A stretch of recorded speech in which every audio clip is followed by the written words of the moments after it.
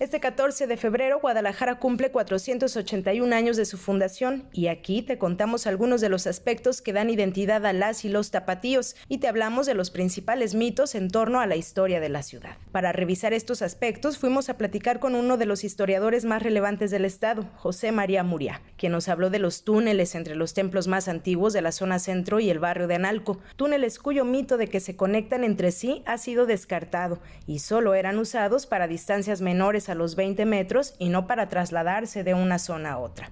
Guadalajara, a ver, puedo hablar con toda propiedad, por ejemplo, ¿dónde están esos túneles ligados a Catedral? Ahora que se hizo la línea 3, ¿no? Que se excavó tan abajo. No apareció nada.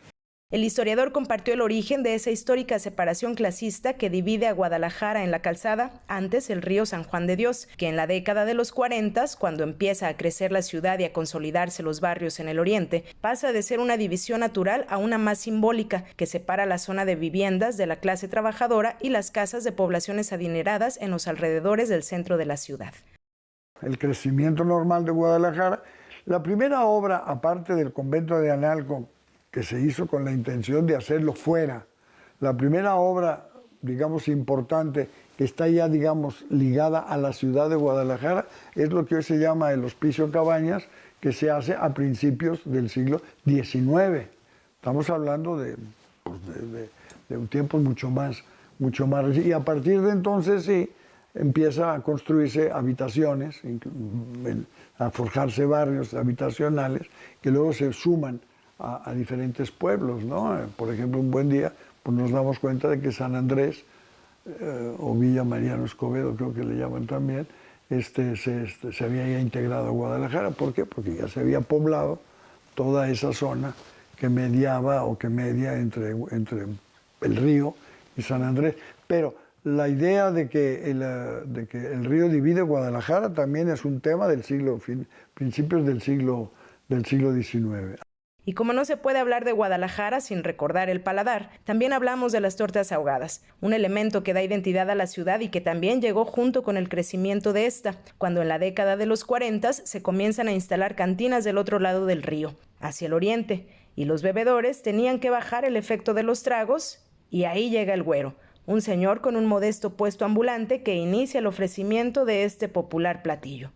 La torta ahogada nace de la necesidad de que la gente decente regrese de la parranda a su casa en condiciones aceptables, ¿no? En efecto, venían de la zona de farándula del otro lado de la calzada, por decirlo así se le decía, del lado oriente, se usaba mucho la palabra que yo no sé qué quiere decir, ni siquiera sé si es válida, decían en estado incróspido.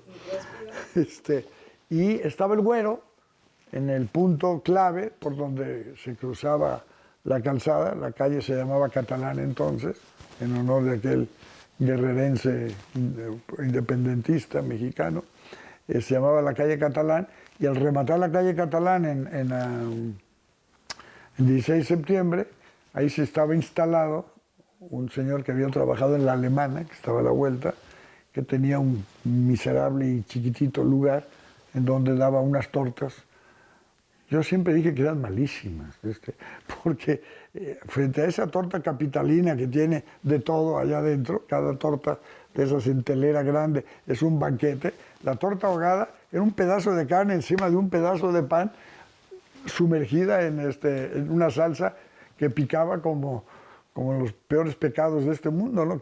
Ya en una revisión rápida de la transformación de la ciudad y los elementos que la han colocado en el ojo del mundo, el historiador destacó la Copa del Mundo del 70, o la llegada, poco más de una década después, de la Feria Internacional del Libro de Guadalajara. Son muchos los elementos que nutren de identidad a la ciudad y sus habitantes, pero a ti, ¿qué te hace sentir orgulloso de celebrar un año más de Guadalajara? Con imágenes de Eduardo Fierro y Antonio Campos, UDG TV Canal 44, Celia Niño.